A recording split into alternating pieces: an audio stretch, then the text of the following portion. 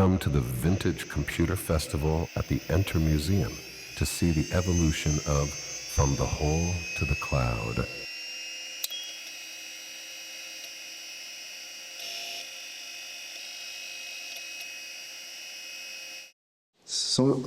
Bonjour, je dirais, chers amis, parce que je vois qu'on est entre des gens qui se connaissent la plupart.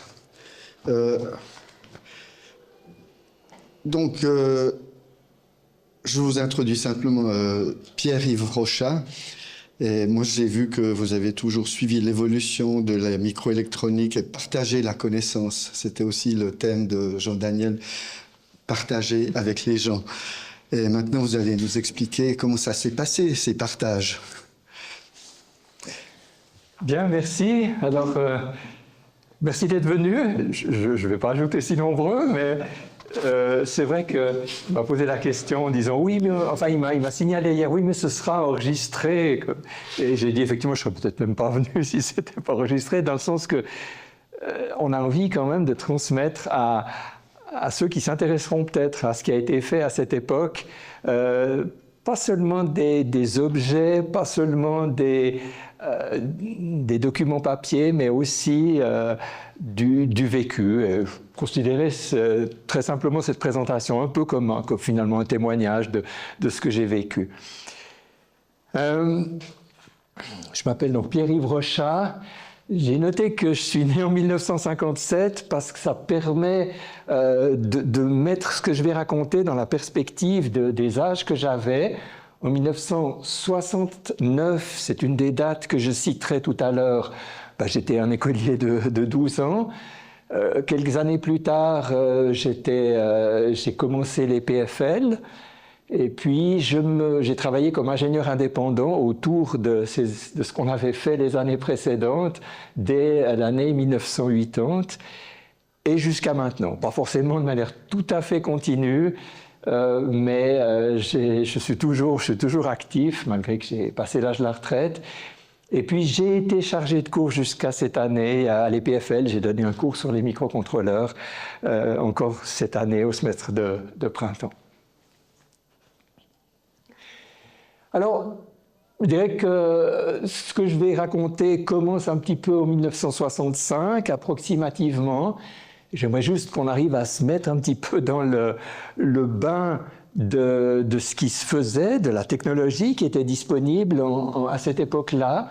Donc, c'était la fin de la période des tubes, mais la radio qui était dans notre salon était encore une radio à tube, et j'allais regarder derrière les petites lampes qui s'allumaient gentiment jusqu'après quelques secondes. On ait enfin ce ton qui était audible.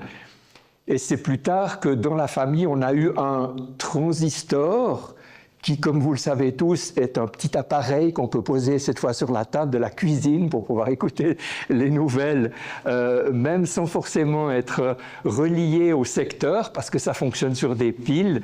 Alors il y a évidemment pendant toute cette période cette confusion entre ce qu'est un transistor pour les électroniciens et ce qu'était un transistor pour Monsieur Tout-le-Monde, c'est-à-dire un petit appareil de radio à transistor, d'où le nom de transistor. Alors non, nous, on avait, en 1965, il y avait des transistors au germanium encore. Le silicium commençait à arriver. Certes, il y avait déjà des circuits intégrés, mais je ne pense pas qu'ils étaient tellement pour nous. Ils étaient pour le militaire, ils étaient pour le spatial. C'était encore des technologies très avancées et peu disponibles. Peut-être aussi pour des raisons stratégiques. On est en pleine guerre froide, etc. Mais la logique qui était à relais auparavant commençait à devenir une logique à transistor, qui était évidemment beaucoup plus simple, beaucoup moins coûteuse en puissance, beaucoup plus rapide. Voilà. Et puis à noter aussi que les circuits imprimés deviennent le moyen de réaliser des montages. À l'époque des tubes, il y avait des espèces de supports en bakélite, des fils partout. Puis tout à coup, il y a eu cette technologie des circuits imprimés qui va être omniprésente dans ce que je vais raconter.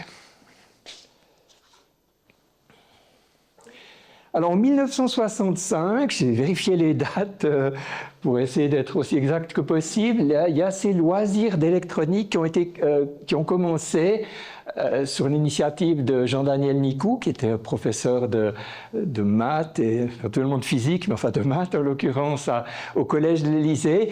J'ai mis cette photo du Collège de l'Élysée, qui était un collège ultra moderne. Et je reviendrai sur cette diapositive tout à l'heure parce que j'ai quelques souvenirs que j'ai envie de partager. Donc le collège de l'Élysée, il y a dans la partie sud de Lausanne, un petit peu ce quartier Sougar. Et c'était donc pour les écoliers du collège. Moi, j'étais pas du collège de l'Élysée, donc j'étais pas concerné à ce moment-là. J'ai mis une autre date, quelques années plus tard, 2 ans plus tard.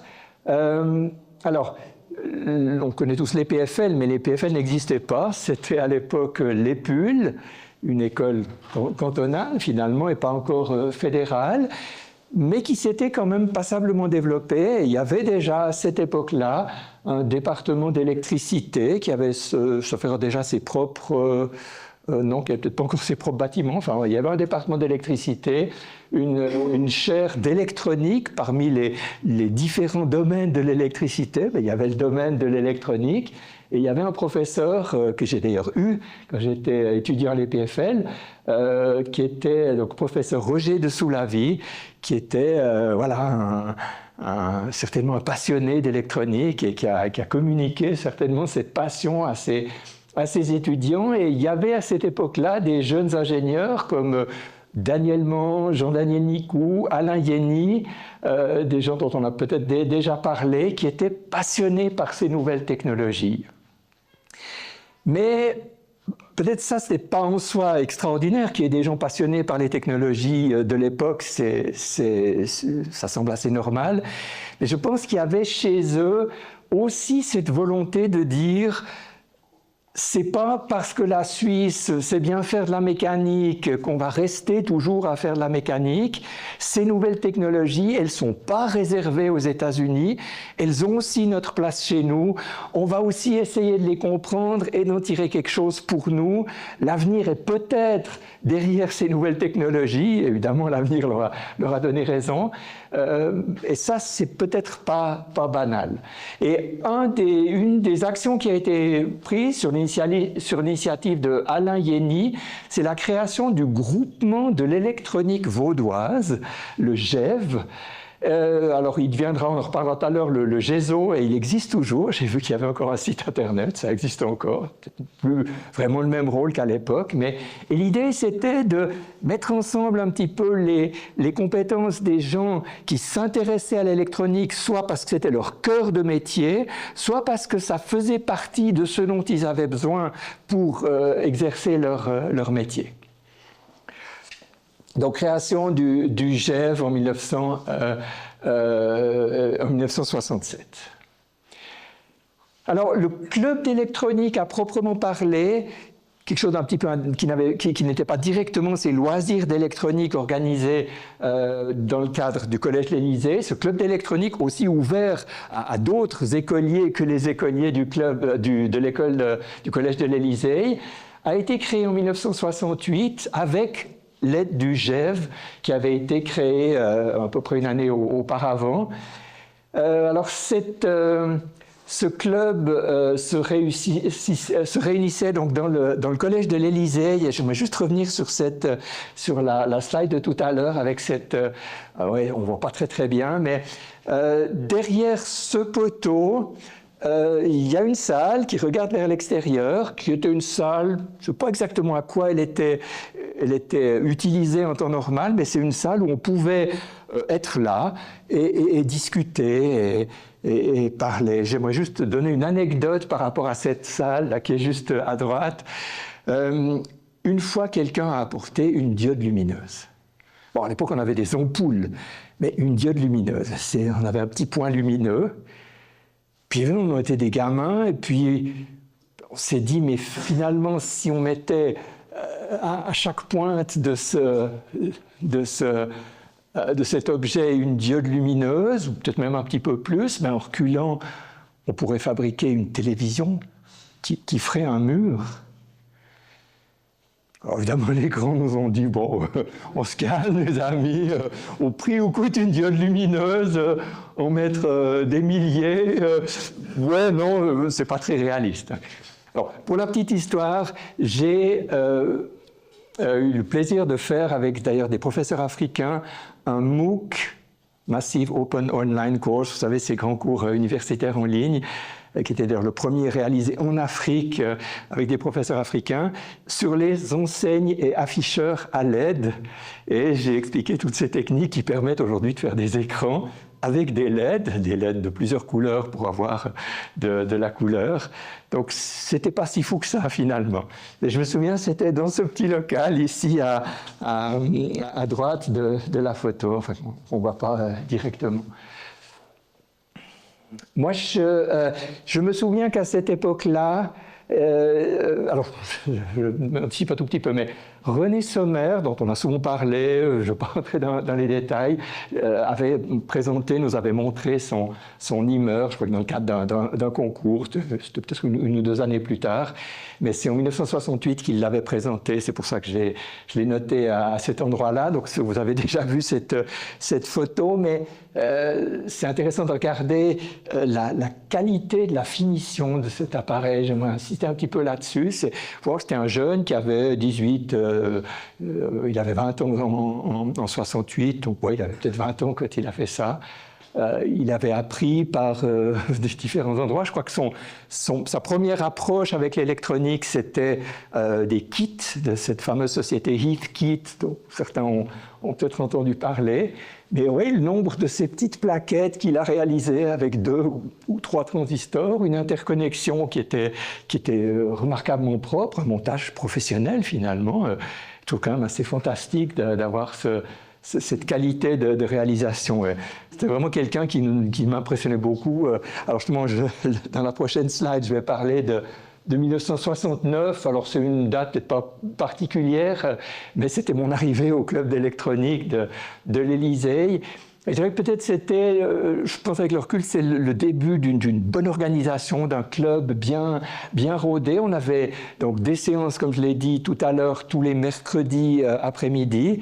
Alors c'était à 16h. En général, je faisais un détour en venant pour aller à la bibliothèque municipale où on avait accès à des revues d'électronique. Et je me souviens une fois que j'ai vu qu'il y avait une société américaine qui avait réalisé une mémoire avec...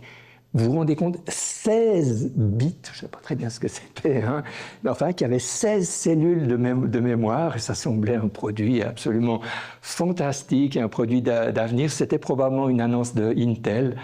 Voilà. Alors, ce club était bien organisé, il y avait ses séances régulières, il y avait un agenda, il y avait des cours qui étaient donnés par des techniciens venus de l'industrie. J'en cite juste quelques-unes, Kudelski, Payard, des gens qu'on connaît encore, Kudelski qui existe encore, Payard, Hermès Precisa qui est bien connu, qui n'existe plus, mais enfin voilà. Alcyon, bon, ça peut-être plus personne sens, ils existent encore, ou bien ? Non, je ne pense pas, mais également des institutions comme l'École des métiers. Je me souviens, il y avait un monsieur Mosiman qui venait de l'École des métiers, qui était un enseignant, qui était capable de nous enseigner correctement ça. Et on était très, très sérieux, très attentifs à faire tout ça. Et dans cette année 1969, il y a eu ces contacts avec Jacques Hufschmidt. Alors je le mentionne parce qu'il a joué un rôle extrêmement important dans on le verra plus tard. Alors lui, il bricolait de l'électronique avec ses copains à Vevey. Et puis, évidemment, quand il a entendu parler des clubs d'électronique au club de l'Élysée, il est venu. Et puis, vous verrez tout à l'heure ce que ça aura donné l'année suivante. Je mentionne en passant qu'à cette année-là, l'EPUL est devenu l'EPFL, l'École Polytechnique Fédérale de Lausanne.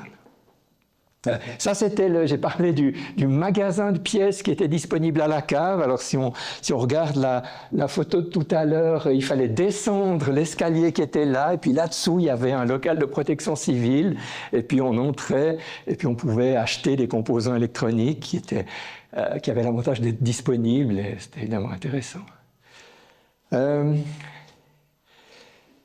Alors, l'année suivante, il y a eu ce premier Elegev, cette première revue qui apparaissait tous les mois, et il y en a eu 152 en tout. Et une grande partie d'entre elles ont été rédigées par Jacques Hufschmidt, ce gars qui était à Vevey. Je crois qu'il y a une petite photo tout à l'heure qu'on pourra voir. Et puis, il y a eu ce développement avec plusieurs clubs. Évidemment, le club de Vevey, qui était la continuation de l'activité de Jacques Hufschmidt, mais un club à Échallens aussi, qui est venu relativement tôt, un club à Neuchâtel.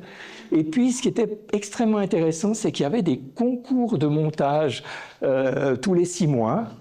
Donc, les LGF permettaient à tout le monde de communiquer. On avait l'agenda des différents clubs dans les LGF. On savait quelle activité, quel sujet serait abordé tel mercredi.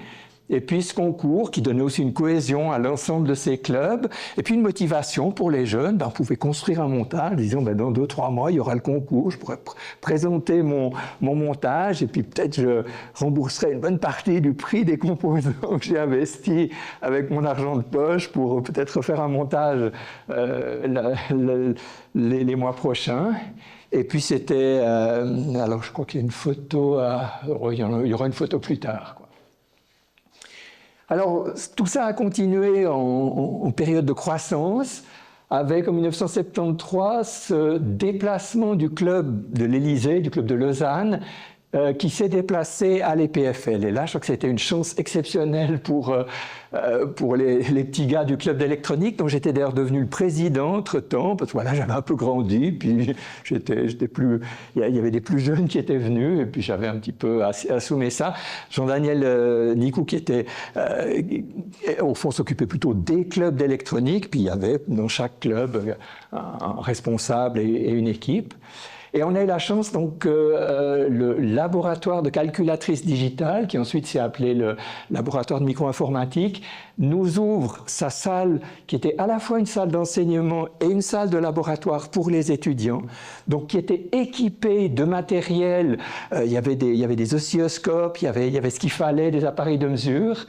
Et puis, ce qui était extrêmement sympathique, il y avait un accès direct vers l'extérieur, c'est-à-dire que les séances pouvaient se finir un petit peu plus tard que les heures officielles d'ouverture de l'EPFL. On n'avait pas de complications avec les concierges ou je ne sais quoi, puisqu'on pouvait sortir latéralement de cette salle qui était à l'extrémité sud-est du bâtiment, un bâtiment qui est actuellement le gymnase Auguste Picard au chemin de Bellerive à Lausanne, à quelques centaines de mètres des rives du lac Léman. Le bâtiment devait être tout neuf, hein, je crois aussi. Oui, il a été, oui, effectivement. Ouais. Et parmi ce qui était à disposition, et je le mentionne ici explicitement, il y avait ces fameux logidules. Alors, on en a déjà parlé, je ne vais pas en parler plus en détail, mais imaginez pour des jeunes qui peut-être pouvaient venir une fois par semaine, le fait de pouvoir faire des montages extrêmement rapidement, extrêmement efficacement, grâce à la visualisation, en se concentrant sur les fonctions logiques et pas sur les fils d'alimentation et je ne sais quoi, ça permettait d'apprendre extrêmement rapidement et de progresser dans ce domaine qui était en développement fulgurant avec l'arrivée des circuits intégrés, etc. Je note aussi que cette année-là, on avait le GEV avait participé à une exposition à Bâle, qui était à l'extérieur du canton de Vaud, mais l'exposition INEL, et j'ai souvenir qu'on y allait chaque année avec quelques personnes du club et quelques adultes aussi. Et pour moi, c'était extraordinaire de pouvoir voir les fabricants de composants électroniques de récupérer de la documentation. Aujourd'hui, évidemment, on a tout sur Internet et tout. Il faut imaginer qu'à l'époque, on recevait des catalogues des fabricants. Les représentants des fabricants jouaient extrêmement bien le jeu. Des sociétés comme Fabrimex, Elbatex, etc. Je jouais le jeu, ils nous transmettaient les composants, ils nous transmettaient surtout les datasheets, l'information, et puis on pouvait obtenir les composants qu'il fallait acheter, mais enfin, voilà, ça suivait. Ça avait beau être des composants en bonne partie américains, c'était disponible en Suisse efficacement.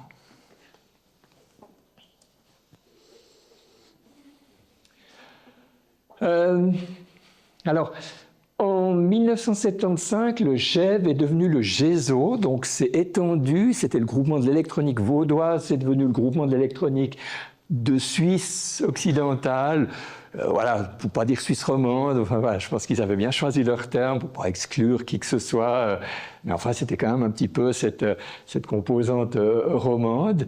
Et puis alors évidemment ça n'avait plus de sens que l'Élégève s'appelle Élégève, donc ils l'ont appelé Éleclub pour mettre en évidence l'aspect des clubs d'électronique, et il s'appelait Éleclub, pas tout à fait jusqu'à la fin. On verra qu'il y a eu après ce virage vers la micro-informatique.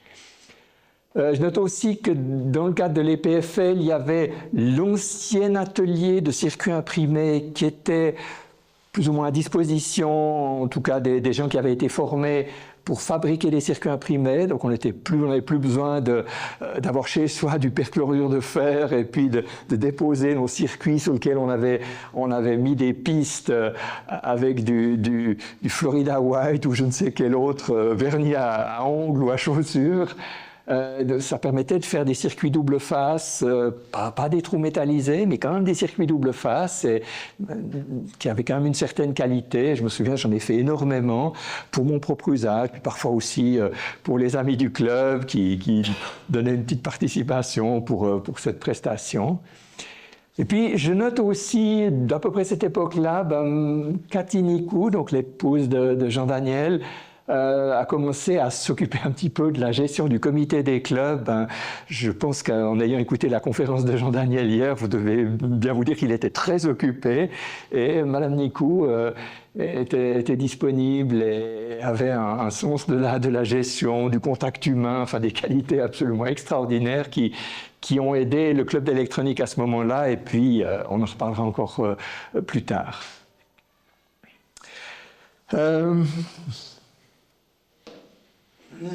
J'ai juste mis ça, c'est intéressant. Nous remercions vivement le GESO du soutien extraordinaire d'un montant de 8 000 francs accordé en 1977 pour permettre au nouveau club de démarrer. Voilà comment cette somme a été utilisée. Et puis le petit détail aussi, la différence entre la participation du GESO et le total des dépenses provient des cotisations volontaires de certaines entreprises. Je trouve quand même extraordinaire que des organismes, un peu des organismes fêtiers, des entreprises mettent de l'argent à fond perdu simplement pour que des jeunes s'approchent des technologies qu'ils enseignent. Il y a quelque chose à apprendre aujourd'hui de ça. C'est peut-être pas si évident. Moi, je trouve que c'était un esprit remarquable et je voulais le mettre en évidence. J'ai ici mis deux photos qui datent à peu près de cette époque-là. Alors c'est un joli schéma qui est bien dessiné. Mais j'ai vu que c'était un certain Dmitrievitch qui l'avait signé et il avait, je pense, 13 ans à cet âge-là, à ce moment-là. Donc c'était quand même génial que vraiment des enfants, des tout jeunes, des adolescents, puissent faire des choses comme ça. Alors, certes, il n'avait pas encore tout à fait bien appris ce que Jean-Daniel Nicou nous a appris avec beaucoup de soin, c'est-à-dire faire les schémas de manière parfaitement logique. Par exemple, ici, on voit qu'il y a une porte naine, d'ailleurs, qui forme une bascule RS, pour ceux qui connaissent un peu ces techniques, une bascule 7-reset. Mais en fait, les signaux actifs de cette bascule, c'est des signaux actifs à 0. Donc Jean-Daniel nous aurait dit, mais parce qu'il n'avait pas encore eu assez de formation, il nous a dit qu'il ne faut pas dessiner cette porte comme ça, il faut la dessiner avec la forme de la porte où et des petits ronds derrière et pas de petits ronds devant, c'est le théorème de De Morgan pour ceux qui connaissent un peu ça, parce que ça montre bien la fonctionnalité, que c'est bien le 0 qui va faire basculer cette bascule. Petit détail technique, mais je trouvais quand même joli de montrer ce montage. Ça, c'est un montage, c'est tout à fait autre chose. C'est une horloge que j'avais réalisée pour que, en pressant sur un bouton, un aveugle puisse entendre l'heure sous forme de bip qui se succèdent pour les heures, minutes. Et puis, alors, remarquez la technique de fabrication qui avait été mise au point, c'était de dire on met les circuits intégrés sur des socles et sur des plaques universelles avec simplement des trous. Éventuellement des rangées pour que les alimentations arrivent bien, avec probablement le plus d'un côté et le moins de l'autre, je ne sais plus, ou peut-être pas. Mais... Et puis, alors le câblage, je ne sais pas si ça se voit très bien, mais se faisait avec des petits fils des petits fils genre de fils de transformateur, qui sont des fils isolants, du cuivre isolé, mais qui fondent non pas à 360 degrés, la température où on soude habituellement les tymplons, mais à 400 degrés. Il faut pousser un petit peu le fer à souder, puis à ce moment-là, ça se volatilise très bien. Et je vais vous raconter encore une anecdote très, très personnelle. Il y a quelques jours, j'étais en train de mettre au point un émulateur pour émuler un contrôleur de disque sur un SMACI 6. Alors bon, j'avais une erreur de schéma qui a nécessité que je mette un fil entre deux points. Et puis j'ai ressorti ce fil, j'en avais chez moi. Et quand j'ai soudé, quand je l'ai chauffé, l'odeur est arrivée. Et alors, je ne sais pas si vous connaissez cet effet-là, mais une espèce de connexion directe de nos connexions olfactives vers les souvenirs. Et tout à coup, on se revoit. Moi, j'avais vécu ça une fois en allant. J'étais allé un temps un peu régulièrement à Paris, puis ensuite, je ne suis pas allé pendant 20 ans. Et puis, quand je suis descendu dans la bouche de métro, il y a quelque chose qui m'est revenu aussi à l'esprit, une odeur particulière. Ben là, c'était l'odeur de ce fil qui se volatilise, dont l'isolation se volatilise pour qu'on puisse souder. Enfin, voilà. Mais enfin, ça veut dire qu'on faisait quand même des... Alors, ce petit gars, ben, il avait compris. Alors, est-ce que quelqu'un a vu ce que c'était, ce montage? Évidemment, je pense que les deux derrière ont vu ce que c'était, ou bien... C'est un testeur de réflexe. C'est un testeur de réflexe. Alors, je voulais quand même faire le lien avec la conférence de ce matin, donc voilà. Oui, c'est un testeur de réflexe. Alors, je pourrais vous expliquer le schéma, mais je ne veux pas commencer maintenant, sinon je vais déborder. Toujours ces concours des clubs d'électronique. Alors là, c'est une photo que je voulais montrer parce qu'on voit Jacques Hufschmidt. C'était pas... À mon souvenir, c'était pas un bavard, un extraverti. Voilà, il est là, Jacques Hufschmidt. C'est juste, Jean-Daniel, c'est bien lui, je crois. Il me semble que c'est Jacques Hufschmidt, de mon souvenir en tout cas, qu'on remercie beaucoup. Moi, je n'ai pas eu de contact avec lui depuis cette époque, mais il a fait vraiment un travail fantastique avec ses revues, et vraiment extraordinaire. Et puis alors, toute autre chose, un tout petit peu plus personnel, et là, ça va de nouveau rejoindre la conférence de ce matin.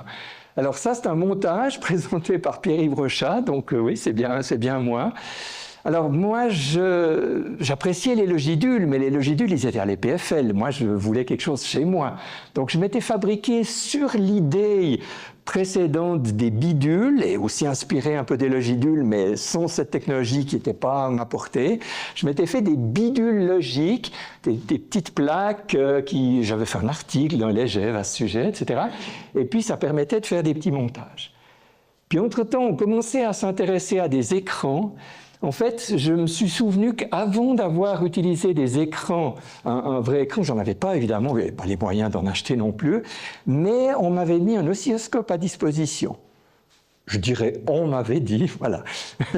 Et puis, sur cet oscilloscope, j'avais réussi, avec des compteurs logiques et un générateur de caractères, d'afficher un caractère sous forme de point qui s'arrêtait sur l'oscilloscope utilisé en XY, puis en mettant flou l'oscilloscope, on affichait un caractère. Et puis je pense que quand Jean-Daniel a vu que je m'intéressais à tout ça, il m'a fourni un écran dont j'ai tenté de faire l'électronique pour lui envoyer les signaux de synchronisation verticaux, horizontaux. Puis après, à partir des bits du compteur, on fait afficher la moitié en noir, la moitié en blanc, puis après on fait un damier, puis après, on fait un ping-pong.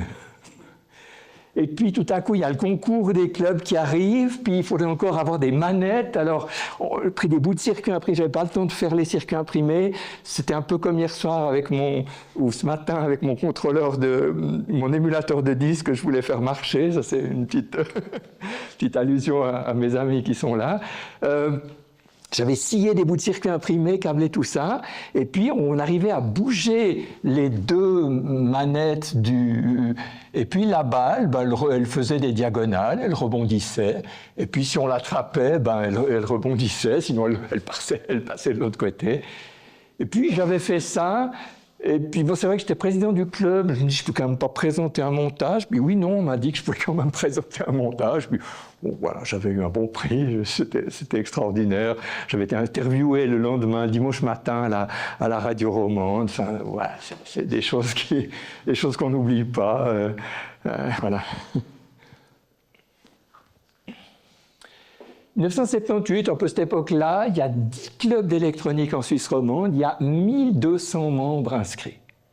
C'est quand même pas anecdotique, c'est quand même quelque chose d'impressionnant. Et là, il y a une photo, on fait une espèce de double photo, il y a une partie est peut-être un peu anachronique, qui doit être à peu près de cette époque, et vous voyez qu'il y a des jeunes qui sont là. Moi, j'étais déjà plus vieux, j'avais peut-être 18 ans. Ça, c'est Gilles Van Renbeck. Certains l'ont connu, peut-être vous le reconnaissez. Ceux qui l'ont jamais vu, ben voilà, comme il était quand il était petit. Lui, il a commencé à 11 ans au club d'électronique. C'était vraiment un plaisir de travailler avec lui. Il était avide de connaître, il était vif d'esprit. Enfin, c'était fantastique d'avoir des jeunes comme ça. Et il n'était pas le seul. Je cite aussi Beat Brunner, qui a aussi joué un rôle important dans l'aventure des Smaki. Alors peut-être maintenant vous attendez, ça grandit, etc. Vous pensez que ça va, je ne sais pas, quelle apothéose va se passer. Ben, pas tout à fait. Pour ce qui est des clubs d'électronique, 1980, c'est une décroissance rapide. L'électronique devient inaccessible aux amateurs. Et la phrase qui est en bleu, là je l'ai citée extrêmement souvent, pour que les gens comprennent, c'est un peu caricatural, mais je crois que ça permet de comprendre.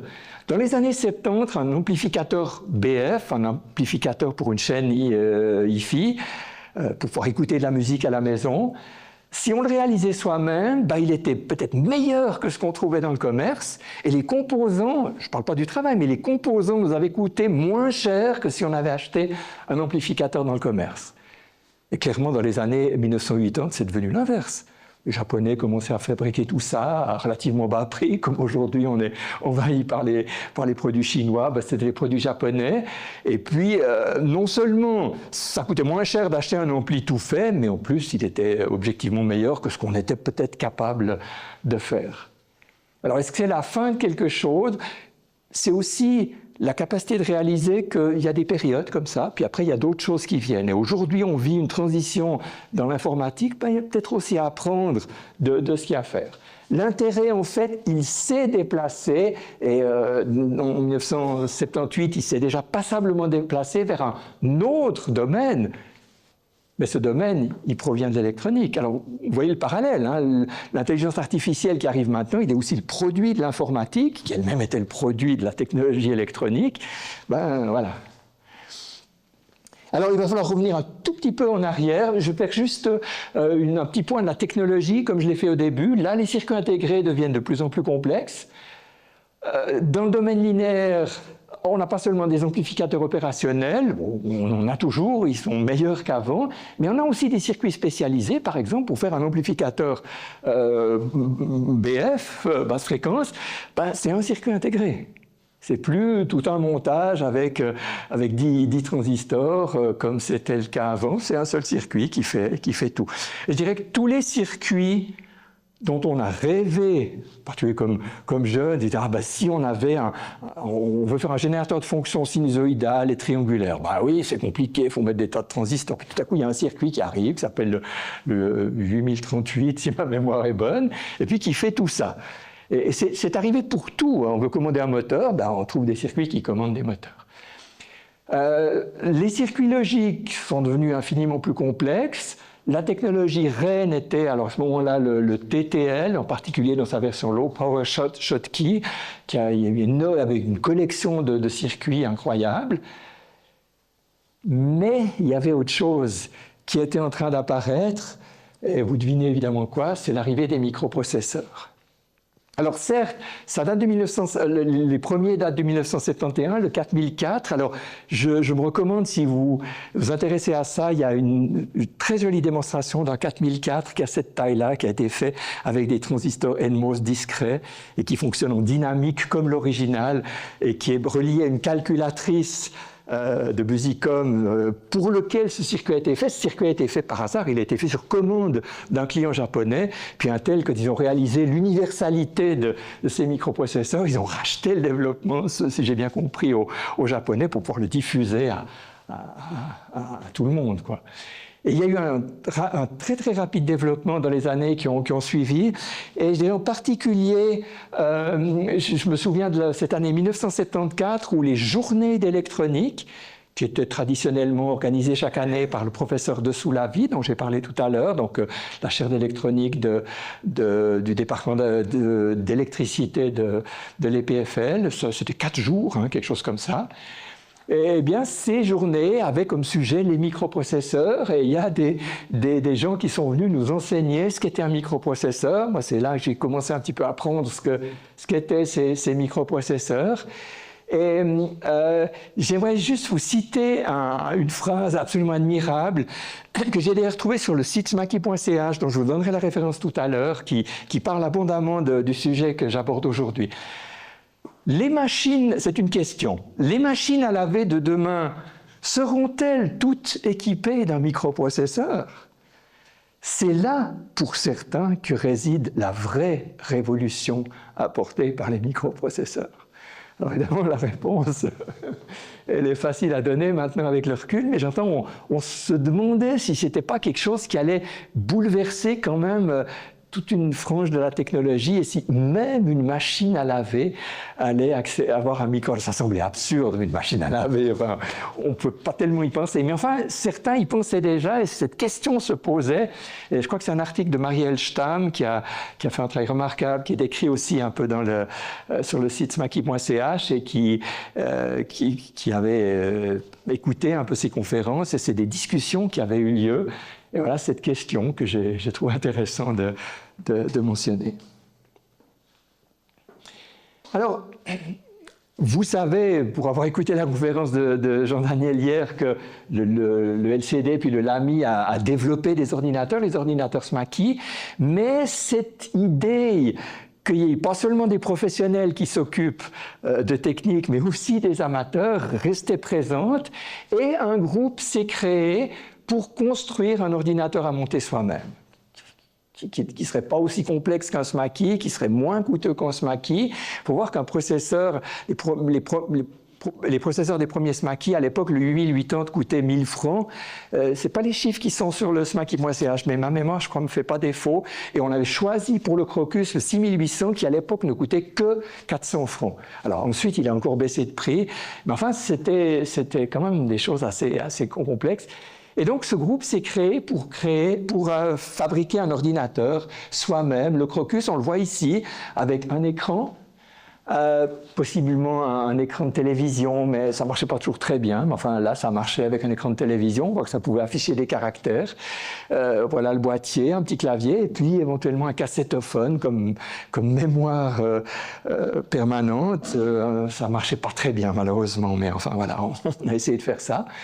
On voit un petit peu l'intérieur, et j'aimerais juste faire référence au fait que ces petites barres que vous voyez ici, je m'excuse, c'est pas net du tout, mais en fait, le Crocus n'avait pas un circuit imprimé qui câblait tous les composants. Le câblage se faisait avec la technique que je vous ai expliquée tout à l'heure. C'est aussi pour ça que j'ai montré cette photo. Dans les premiers Crocus, les deux cartes étaient wrappées, étaient câblées avec ces petits fils. Donc, il fallait quand même être expérimenté, il fallait être patient, il fallait que ça marche. Et après, il fallait être capable de dépanner pour détecter les courts-circuits, les erreurs qu'on aurait pu faire, etc. Alors, ce qui s'est passé, c'est que ce groupe Crocus, comme je l'appelle, je ne sais pas exactement quel nom il avait, en fait, il s'est assez naturellement séparé en deux entités parce qu'il y avait deux intérêts différents.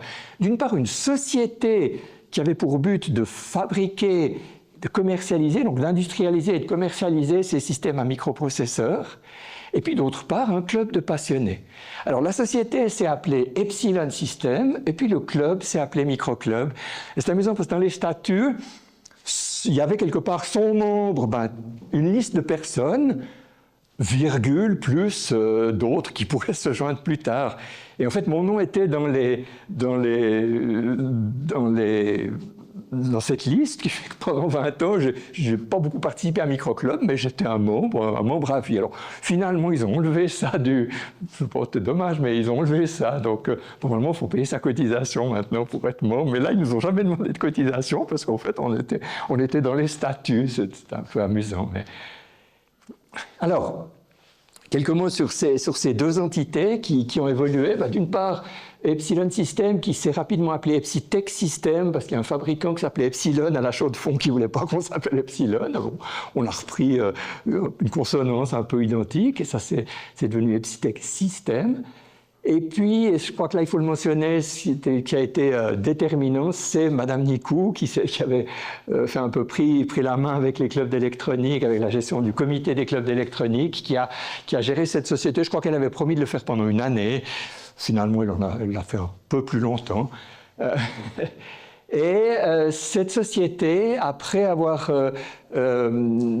fait un certain nombre de crocus, mais qui était un appareil trop peu performant, et dans le fond, il y a eu ce SMACI 6, qui est le premier SMACI qui a été véritablement produit. On a un certain nombre de centaines d'exemplaires, donc quand même une certaine quantité, puis qui était un système complet avec une mémoire de masse, donc des disquettes, plus tard même des disques durs, avec un écran alphanumérique, mais également un écran graphique.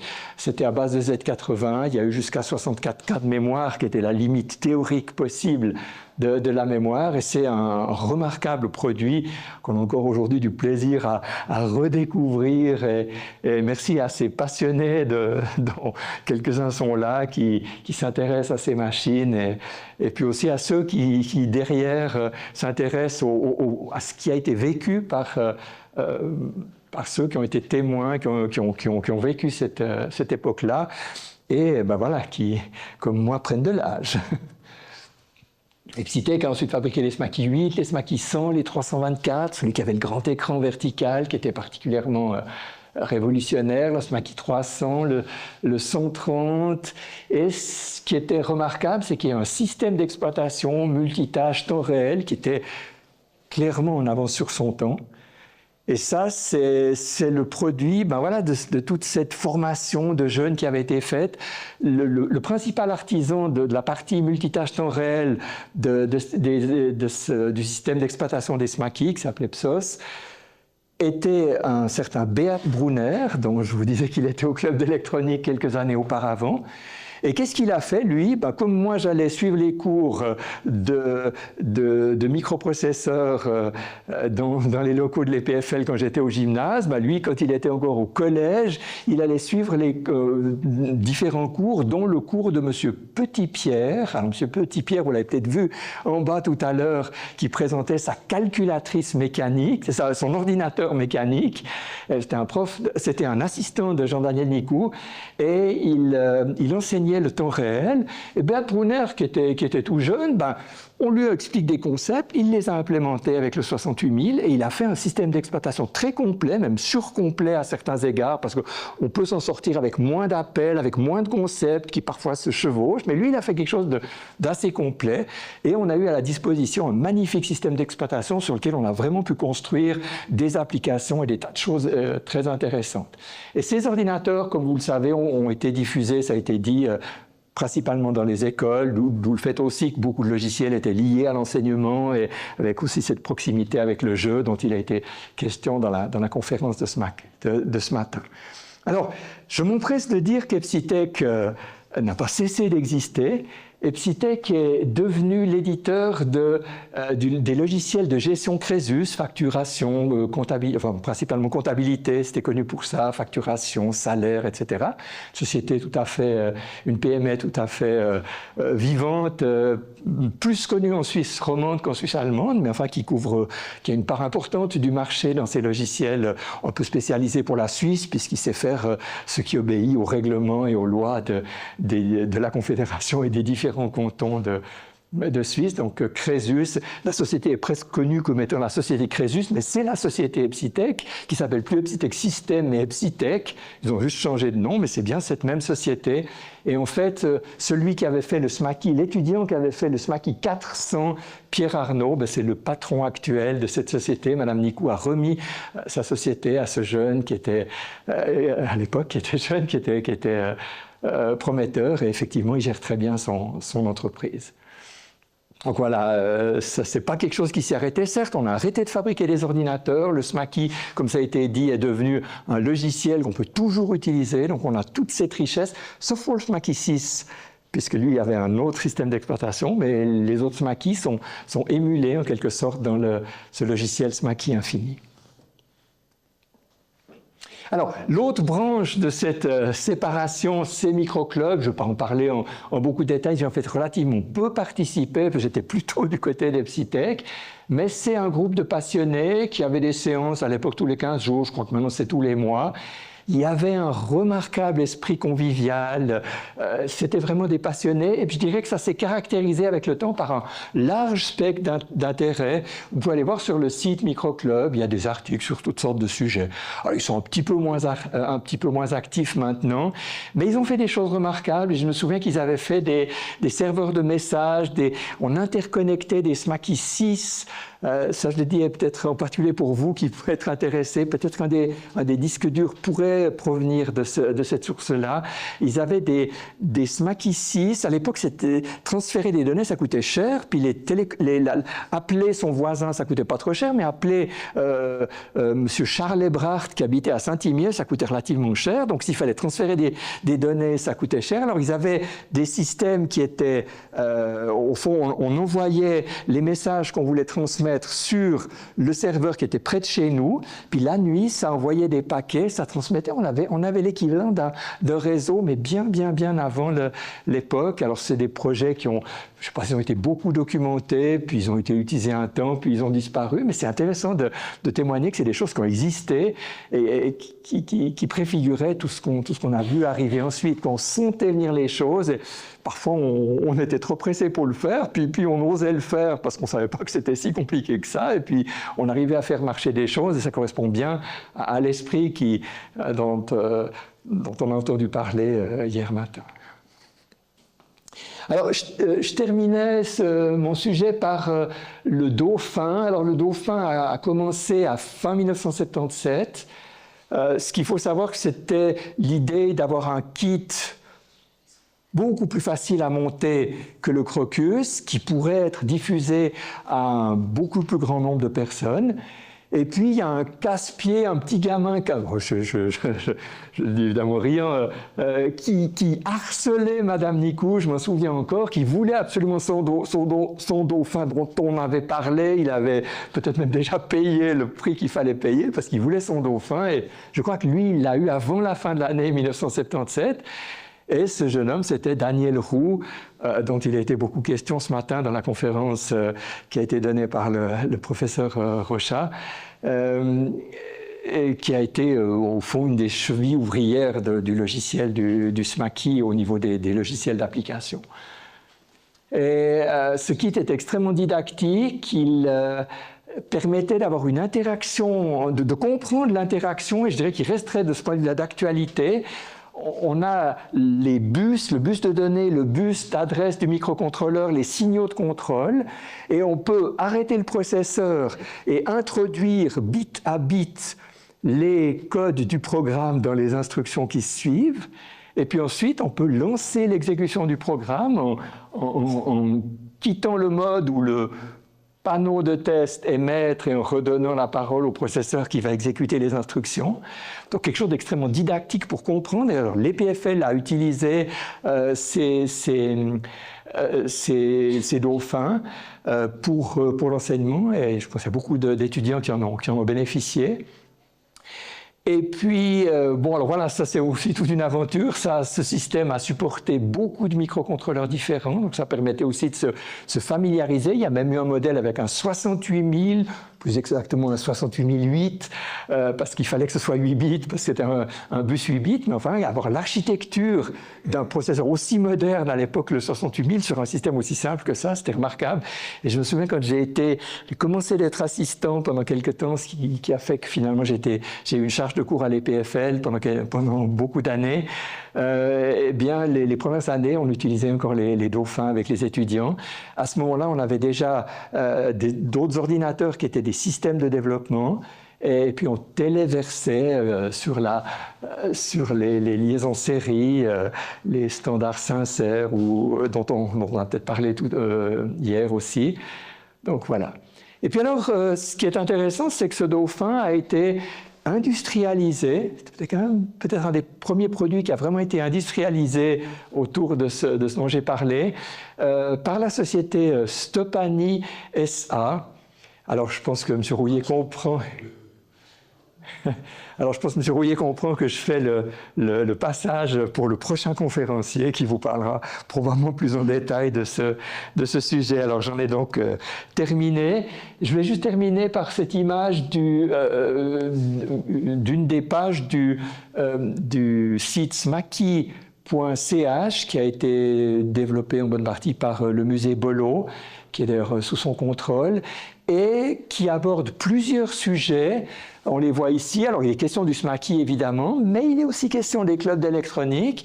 Et dans les clubs d'électronique, il y a plusieurs chapitres sur le club de l'Élysée, l'historique des clubs, le patronage, les revues et les GEV, les concours et également microclubs. Donc, un petit peu tout. Si vous voulez connaître plus de choses que ce que j'ai pu raconter en, je ne sais pas, une demi-heure ou trois quarts d'heure aujourd'hui, eh bien, vous pouvez aller sur ce site. Je vous remercie de votre attention.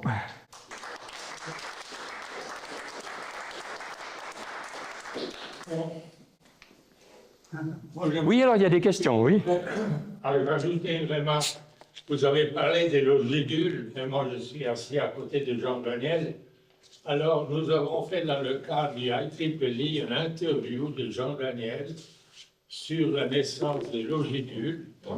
Et ce qui est intéressant, c'est que donc il nous a dit que lui, il est parti. Donc c'est un cas assez exceptionnel.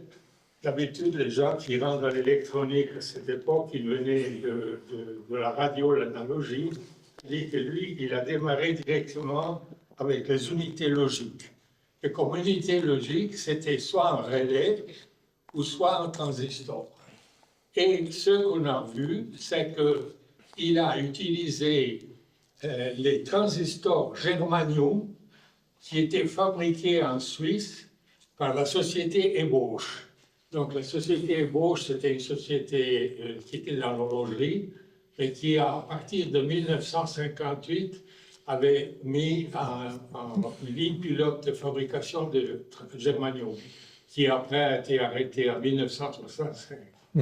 Et alors, lui, Jean Daniel, il a pu mettre la main sur un sac où il y avait, je crois, 1000 transistors germanium, et avec ça, il a démarré les logiciels. Et c'est extrêmement intéressant comme approche. Alors, il y a même eu entre-temps les bidules logiques. Il y a eu les bidules logiques dont étaient issus aussi les bidules électroniques, dont étaient aussi issus mes bidules logiques qui avaient été... Mais vous avez aussi utilisé du germanium? Bien sûr, oui, bien sûr. Mais c'était aussi des bons. Mais relativement peu. Je ne sais pas si j'ai utilisé des circuits d'ébauche. Moi, j'achetais les composants. Là, je pense que vous avez vu, je me souviens de ce catalogue là, dont j'ai fait un tout petit extrait ici. Et si vous regardez, ça date de 1969. C'est vraiment un extrait du journal et c'est intéressant. J'en ai pas parlé tout à l'heure, mais ça, c'est des AC 126, etc. Et vous vous souvenez que c'est du germanium. Puis ici, il y a des BC107, BC108 qui étaient des transistors au silicium. Ce qui est intéressant à dire du point de vue historique, c'est qu'à cette époque, à Neuchâtel, il y avait deux lignes de fabrication de germanium. Ah oui. Il y avait Ebosch, qui avait démarré avant, Mais après, c'était Hasler, dans la filiale Favag, a démarré une fabrication, cette fois industrielle, qui a donné lieu au HT101. Le HT101, c'est un transistor Favag. D'accord. Qui était encore germanium. C'est germanium. D'accord. Puis après, eux, ils ont fait du silicium aussi. Oui, mais ça, moi j'étais après, je connais l'histoire. D'accord, ouais, c'est bien. Mais le HT101, ça a été fabriqué à Neuchâtel jusqu'à vers 1976-77, et on a produit des quantités énormes, donc on est allé dans les millions. Et le groupe Hasler, par exemple, a livré le plus grand central Telex au monde à Hong Kong en 1975 ou par là, et c'était tout équipé encore avec du HT100. Alors merci beaucoup. Maurice qui a fait responsable. Alors merci beaucoup pour ce témoignage. Bien, c'est Oui. Et lui, là. Alors, on est bien d'accord que couvrir toute cette période-là, on pourrait en parler pendant des heures. J'ai déjà passé des heures à parler avec le professeur Rochat ou avec Laurent Bernard et son équipe qui sont effectivement intéressés d'avoir les contacts avec les gens qui ont vécu ça et qui peuvent en parler de leurs souvenirs et pas simplement sur un plan technique, mais aussi sur un plan humain.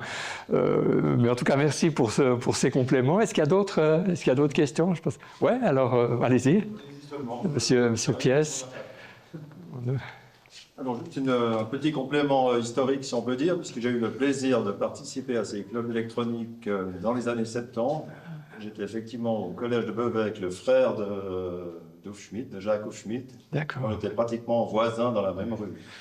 Alors, j'allais régulièrement participer à la mise sous pli des revues et les clubs dans une petite imprimerie en dessus du mont. Excellent. Des gâteaux, des biscuits, c'était fantastique pour un jeune. On était même payé quelques sous pour ça. Et après, j'ai participé aux différents concours d'électronique.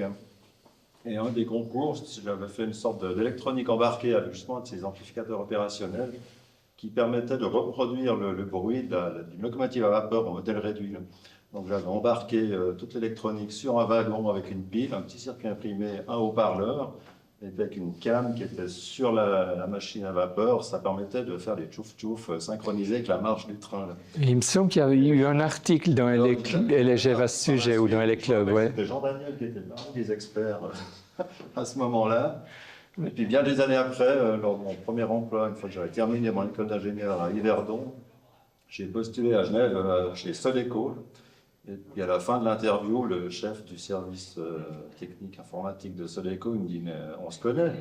Alors moi je dis « non mais bon, votre nom ne me rappelle rien du tout », mais il me dit « si, il y a bien longtemps, je vous avais écrit suite à l'article que j'avais vu dans les clubs, je suis moi-même un passionné de modéliste, je vous avais demandé le schéma. » Alors en sortant de l'interview, je me suis dit « c'est bon, je vais être engagé », puis ça a été le cas effectivement.